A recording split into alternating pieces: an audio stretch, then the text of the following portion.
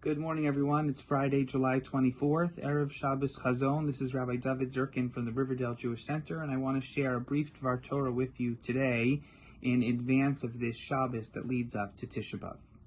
Every year we study the vision of Yeshayahu Hanavi, and it's an incredibly powerful critique of the Jewish people, but one that we have to internalize in all of its deep messages year after year.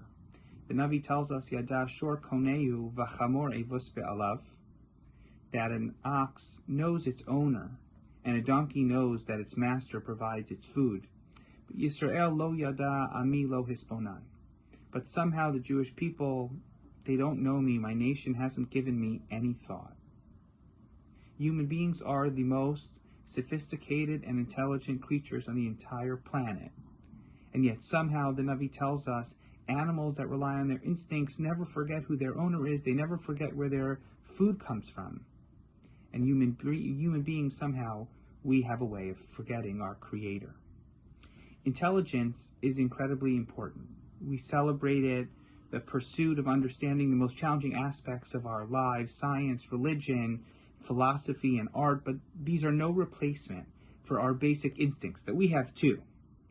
Yeshayahu Hanavi's critique says that we have to be careful in our religious lives, that we might be outsmarting ourselves. Thinking without feeling, overcomplicating a mission in life that's meant to be relatively simple. These are the things that take us away from being our most successful selves. Tisha B'Av is a simple day. The history, the vulnerability, the pain of Tisha B'Av. It's not the day when we're supposed to ponder the toughest questions of our Judaism, why bad things happen to good people, because it's meant to draw us away from trying to be too brilliant and force us back to being our best and simplest selves.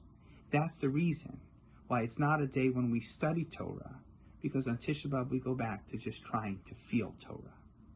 And I guess the lesson of Tisha B'Av then is that simple faith is not that simple after all. If we really want to excel in our Judaism, we have to separate between the way that we study it at our most sophisticated level and the way that we practice it in our simplest level. What it means to connect to people, what it means to do good things, what it means to make a Kiddush Hashem, and most importantly, as the Navi laments, not to forget why we're here and who put us here. So perhaps the lesson of Tisha B'Av is to move away from some of the complexity that intrigues us about our Yiddishkeit and to pursue a relationship with Hashem that's a little bit more instinctive than we're used to. And perhaps we can translate that, we can transmit it to the people around us, to be living religiously in a good way, but in a simple way, to just try and make the world a little bit of a better place this year, to try and make our relationship with Hashem a little bit more intimate, because that's what He wants and that's what we need.